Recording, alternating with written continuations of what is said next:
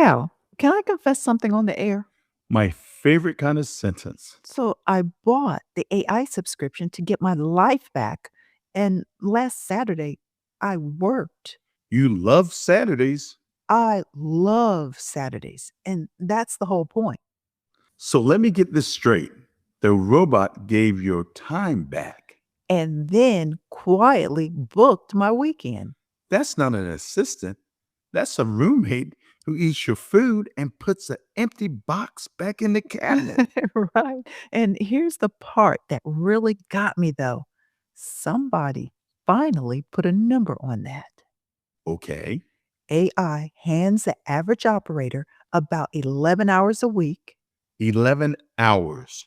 That's a full vacation day every single week. But then it takes about 6 of them right back.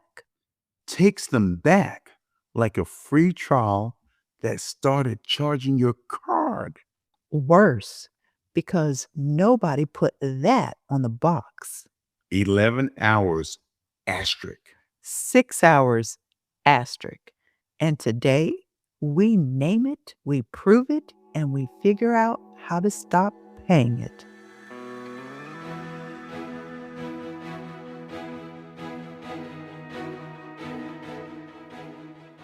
I'm Kim, I'm Hal, and this is Small Business Big AI. the podcast for operators building real businesses in an AI shaped economy. Where we don't chase the shiny object. We build the thing underneath it. So I want to start in a place where this actually happens. Which is not a keynote No, not a keynote, not on stage, and not even in a headline. on a Tuesday morning. Exactly, on a Tuesday. So your coffee's already cold because something blew up at 8:40 a.m. You open the thing that the AI drafted for you, maybe the proposal, the email, the summary, and it's not bad. It's 80% there. Yeah, and that 80% is the trap because now you're fixing the 20. You're retyping the prompt, feeding it the context it should have already had. The context you gave it last Tuesday. Yeah, and 20 minutes later, you've got something good, and this little voice goes, I could have really written that myself. And you're not even sure you saved time. You just moved where the time went. Yeah, you just moved it. And how here's the cruelest part. You can't even complain. Right. Because on paper, you have the help now. Yeah, so you swallow it, and the resentment just sits there, quiet, under your to do list. It came back wearing purple jeans and a productivity badge. Yeah, it came back wearing those purple jeans and a productivity badge. Yes.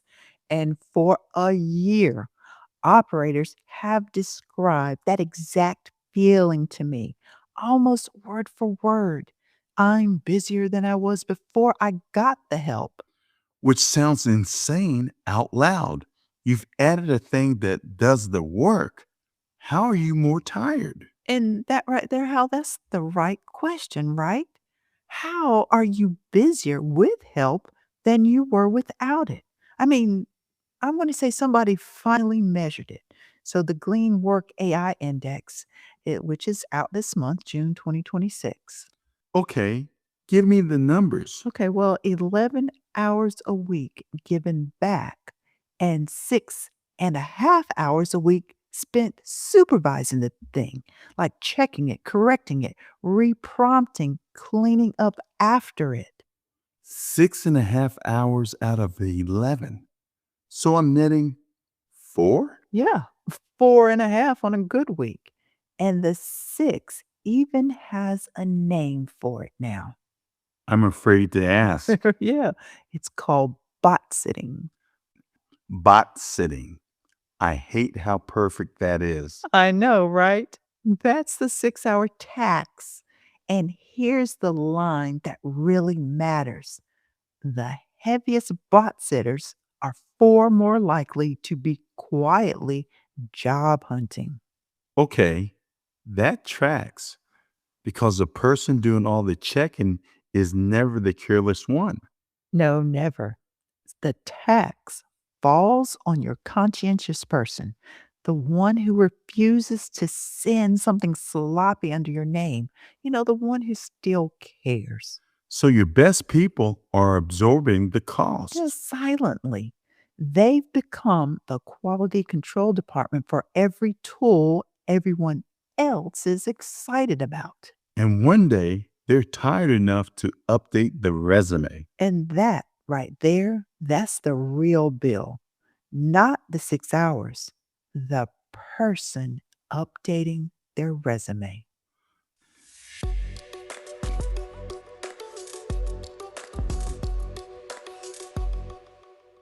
Okay, so let me be the operator listening to this with one eyebrow up Please raise that eyebrow.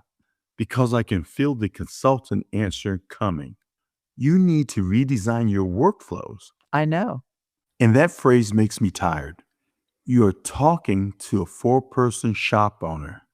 The owner is answering the phones, approving quotes, chasing receivables, and doing payroll at the kitchen table. She does not have a transformation office. She has 47 tabs open and a customer on hold. And that is the real objection. Good, because if it answer to AI made me busier is go re-architect your business, then we have just given her another thing to feel behind on. Agreed. So tell me why this is not that. Well, because I do not want her to re architect the business. Okay, I want her to stop paying rent on the same 6 hours every week. that is different. Very different. So let's name the thing plainly before we fight about the fix. So the 11 hours, Hal, now they are real. The 6.5 are also real. The gap between them, that's a tax. And you're paying it every single week. Whether or not it shows up on a line item, that's what makes it sneaky. It's corrosive and invisible at the same time. And here's the diagnosis that nobody wants. Most operators are using AI like an employee that they've never onboarded. Oof. You hand it work, it gives you a draft. You fix the draft. And then next week, you fix the same thing again. Because nothing stuck. Right, nothing stuck. Now, think about a real hire. So, month one, you check everything. Okay.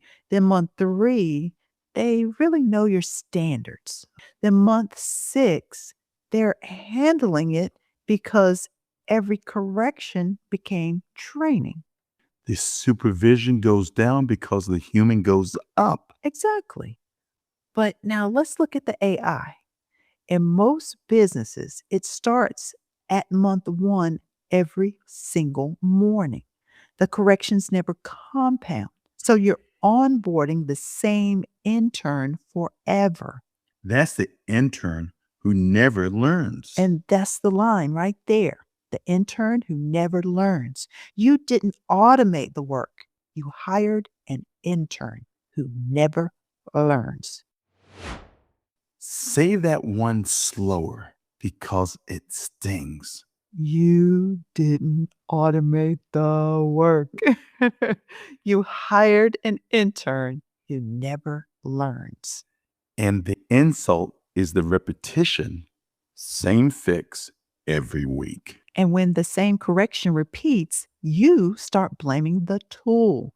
But really, how the tool isn't always the problem.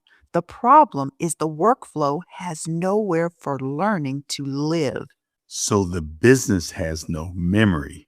Oh, the business, it has memory. It's just trapped in your head or in my head or in the office manager's head. Maybe it's trapped in a Slack thread from March or in a spreadsheet that nobody wants to open. In the inbox of one person who knows how everything is supposed to sound. Yeah, that sacred inbox. Every business has one. And usually it's belonging to the person who can never afford to take a vacation. And then we act shocked when AI lacks context. Right. It can't use what the business never wrote down. So when we say the AI is missing context, sometimes what we really mean is the company never turned its own judgment into something you could hand to someone. That's not a tool problem. No, that's not a tool problem. That is architecture. There's that word again. Right. There it is, architecture.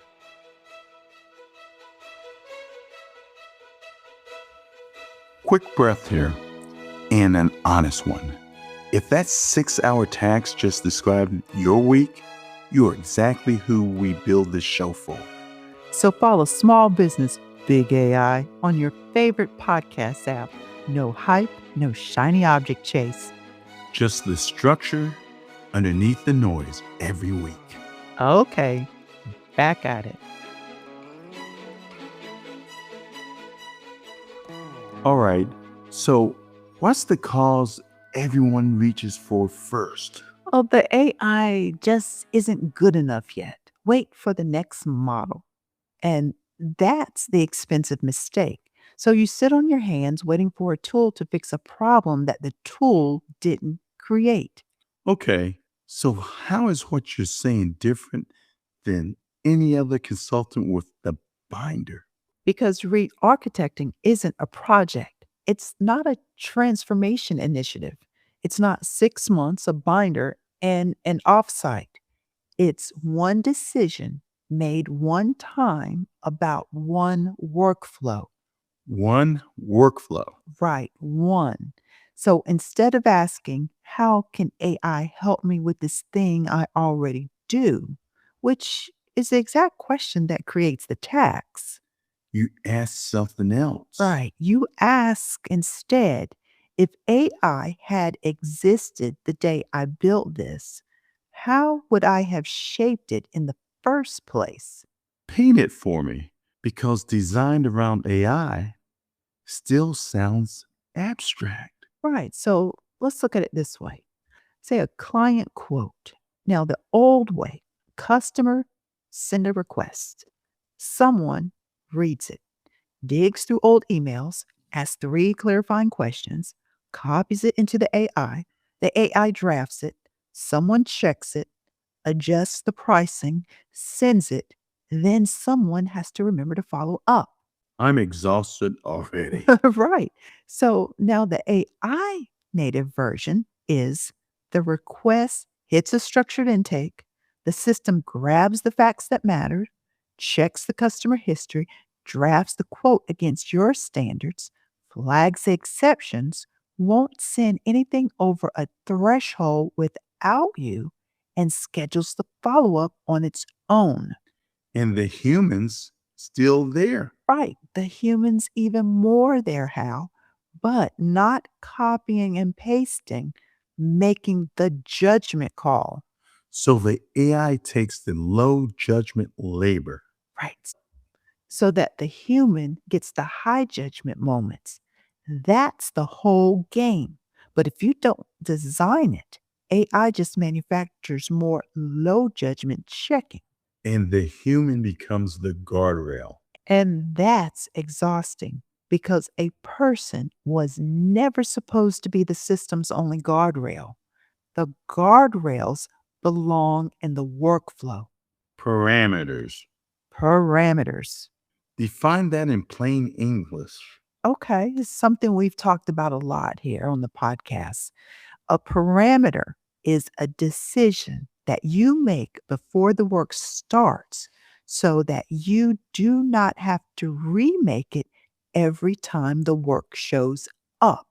So the AI doesn't need freedom, it needs lanes. Hey, that's quite beautifully said, honey. I have my moments. Yeah, you do. And here's where the small operator actually has an advantage, actually beats the giant. How? They are closer to the work. They've got the process, Yeah, and you've got proximity. You know where the weird exceptions hide. You know which customer needs a gentler tone. You know the phrases that can never go out under your name. the big company has process, the small business has proximity, Yes, and proximity, that becomes power the second you turn it into structure. I mean, if you leave it trapped in your body, then it's just pressure, but built into the workflow, and it's an asset. which means a lot of 6-hour tax is really The owner being the operating system. the owner as the operating system. That's a t shirt. Right. And how it does not scale. Might look good on a t shirt, but it doesn't scale. Not if you want to grow, not if you want your people to take a real vacation, not if you want AI to help instead of hover. Now, here's the whole thing in one sentence: architecture isn't a department, it's a decision. Say it once more. I think that's the episode. Right. So, architecture isn't a department that you don't have, it's a decision you already get to make. The four-person shop and the 400-person company make the same move. They pick one workflow, design it as if AI was already part of it. The scale is different. The decision is identical. All right, bring it home. I got cold coffee, the 80% draft, and 6-hour tax. What do I do this week? Well, three moves, and you start with exactly one. Of course I do. So, move one is you find the memory. That means you ask the uncomfortable question: where does this business actually keep what it knows? And the honest answer is going to sting. Hey, a little, because the answer is usually, well, in my head, in her inbox, in old texts, and in the way we just know. The way we just know is the most expensive line in small business. Very expensive, because if the AI can't reach the standard, it can't apply the standard. So you, the human, stay the bridge forever. Move two, Okay, move two is you pick the workflow marked by the sentence, I could have just done it myself. there it is again. Hey, yeah, that sentence, it is a flare. It's marking the exact spot where you bolted AI on instead of redesigning around it. So don't pick the impressive one. Right. Don't pick the impressive one. Pick the one that keeps irritating you. I mean, proposals, customer replies, meeting summaries, quote follow ups, the thing that you keep redoing. And then ask the better question, Yes, if AI had existed when I built this, how would this workflow be shaped? not where can I add AI? Yeah, never start there. That question creates bolt ons. I want you to start with the shape of the work. Move three, So, move three is build a context asset. explain that like I'm tired and slightly cynical, Oh, yeah, okay. So, a living document that tells the AI how your business thinks. not a prompt library. No, not just prompts, because prompts are instructions for one task. Context is memory for the business. What goes in it? Well, what goes in it is your tone, your pricing rules, your approval thresholds, your customer promises, and things like what you never say, what you always check, examples of great work, even examples of bad work, and really kind of the weird edge cases. So the tool stops guessing your business. Exactly. The tool stops guessing. And this is where operators need to understand something. The AI tool is not your advantage, your context is. Because everyone can buy the same tool. Right. They can buy the same tool this afternoon, same subscription, same model, same shiny interface. But what they can't buy is your standards, your customer history, your way of making the trade off, and your lived judgment. Unless you never capture it. And then it's not an asset, it's just pressure on a very few exhausted people. So here's the real stakes, kind of without the scary music.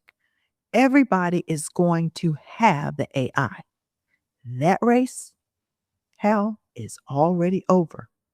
The winners in this next season won't be the ones with the most AI. They'd be the ones with the best architecture around it. Stop being the memory, build the memory. And that right there is how you stop renting your hours back from a tool and start building a real technology enabled superpower. That's right. So here's your one assignment this week. Now, don't redesign your business. Just name your 6-hour tax out loud.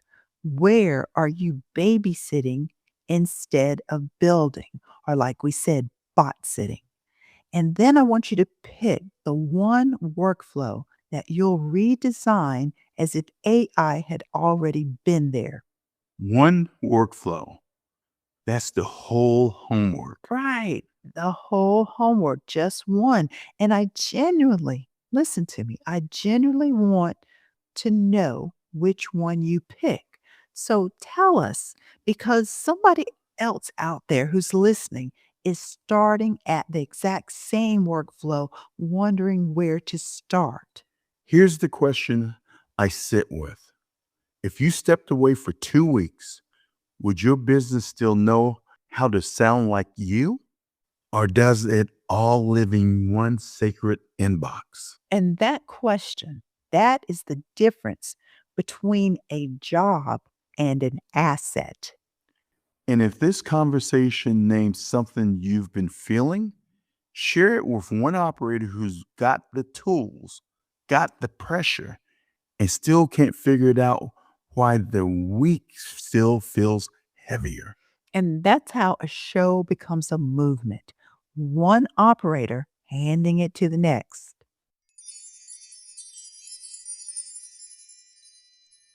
And one personal note before we go, because I don't just talk about this, I am actually living it.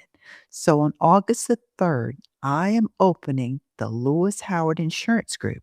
It is built AI native from day one. Practicing what you preach. Every word of it. And if you want to protect what you've built, come to our 2026 property protection briefing. It's all at asklewishoward.com. That's asklewishoward.com.